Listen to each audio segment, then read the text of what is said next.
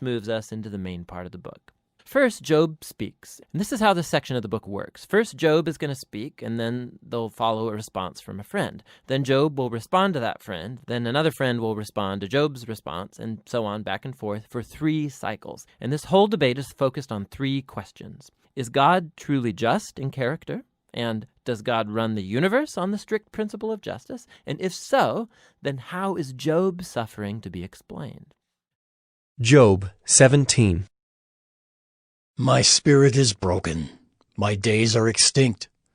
The graveyard is ready for me. Surely there are mockers about me, and my eye dwells on their provocation. Lay down a pledge for me with yourself. Who is there who will put up security for me? Since you have closed their hearts to understanding, therefore you will not let them triumph. He who informs against his friends to get a share of their property, the eyes of his children will fail. He has made me a byword of the peoples, and I am one before whom men spit. My eye has grown dim from vexation, and all my members are like a shadow.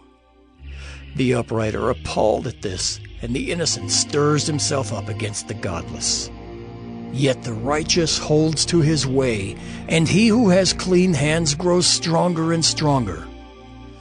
But you, come on again, all of you, and I shall not find a wise man among you. My days are past, my plans are broken off, the desires of my heart. They make night into day. The light, they say, is near to the darkness. If I hope for Sheol as my house, if I make my bed in darkness, if I say to the pit, you are my father, and to the worm, my mother, or my sister, where then is my hope? Who will see my hope? Will it go down to the bars of Sheol? Shall we descend together into the dust? Job 18. Then Bildad the Shuhite answered and said, How long will you hunt for words? Consider, and then we will speak. Why are we counted as cattle? Why are we stupid in your sight?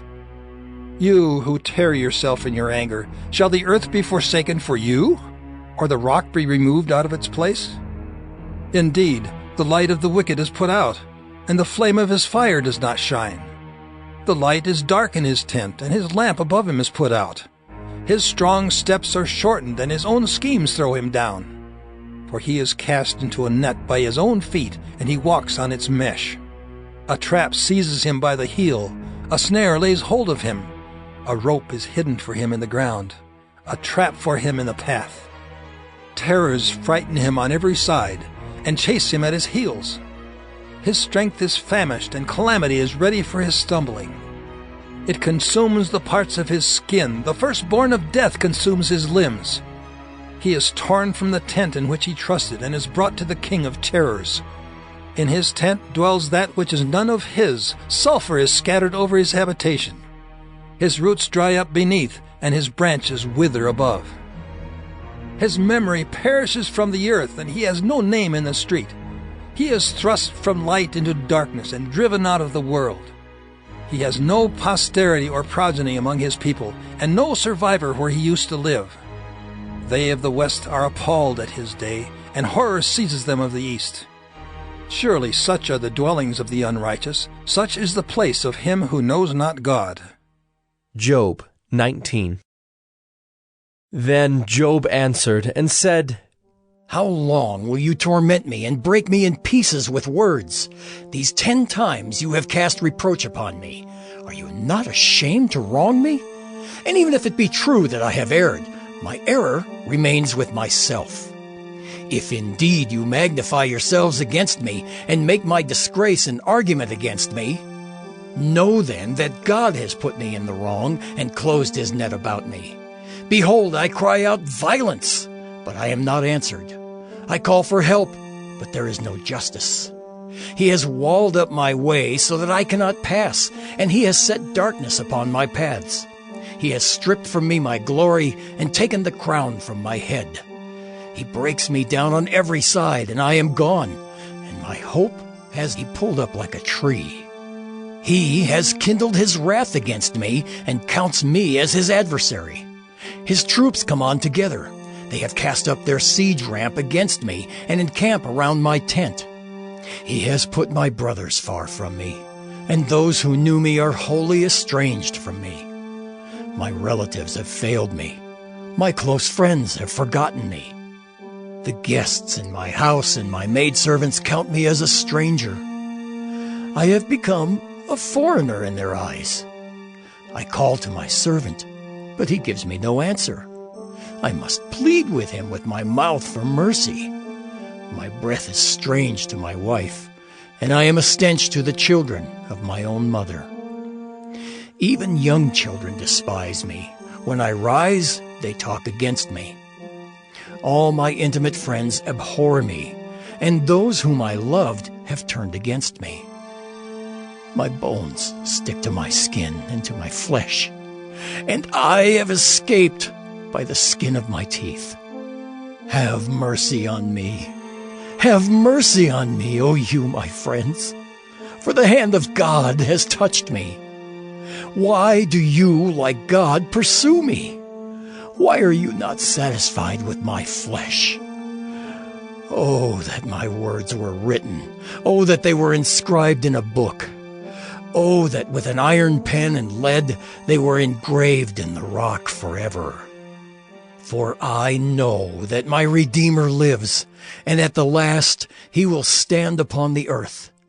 And after my skin has been thus destroyed, yet in my flesh I shall see God, whom I shall see for myself, and my eyes shall behold, and not another. My heart faints within me.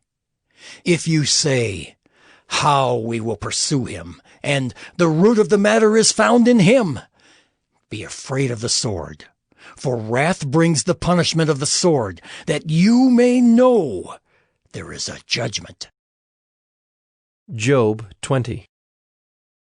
Then Zophar the Naamathite answered and said, Therefore my thoughts answer me, because of my haste within me. I hear censure that insults me, and out of my understanding a spirit answers me. Do you not know this from of old, since man was placed on earth, that the exulting of the wicked is short, and the joy of the godless but for a moment? Though his height mount up to the heavens, and his head reach to the clouds, he will perish forever like his own dung.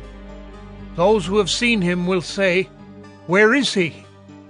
He will fly away like a dream and not be found. He will be chased away like a vision of the night. The eye that saw him will see him no more, nor will his place any more behold him. His children will seek the favor of the poor, and his hands will give back his wealth.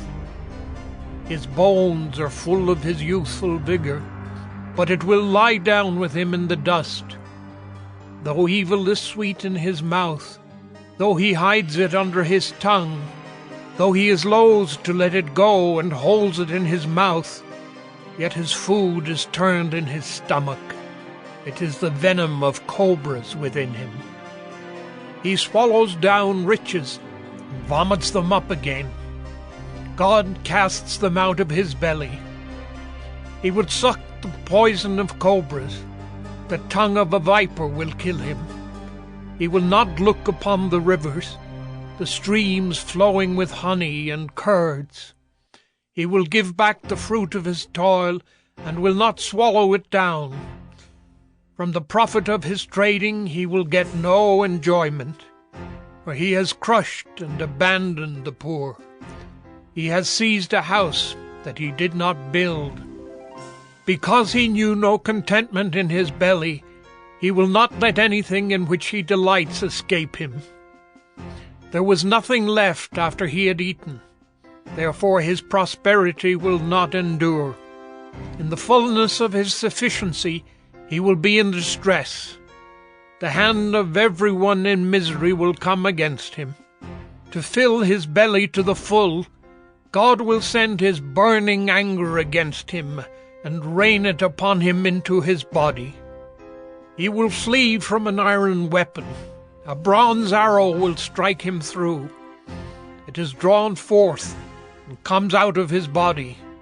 The glittering point comes out of his gallbladder. Terrors come upon him. Utter darkness is laid up for his treasures. A fire not fanned will devour him. What is left in his tent will be consumed. The heavens will reveal his iniquity, and the earth will rise up against him.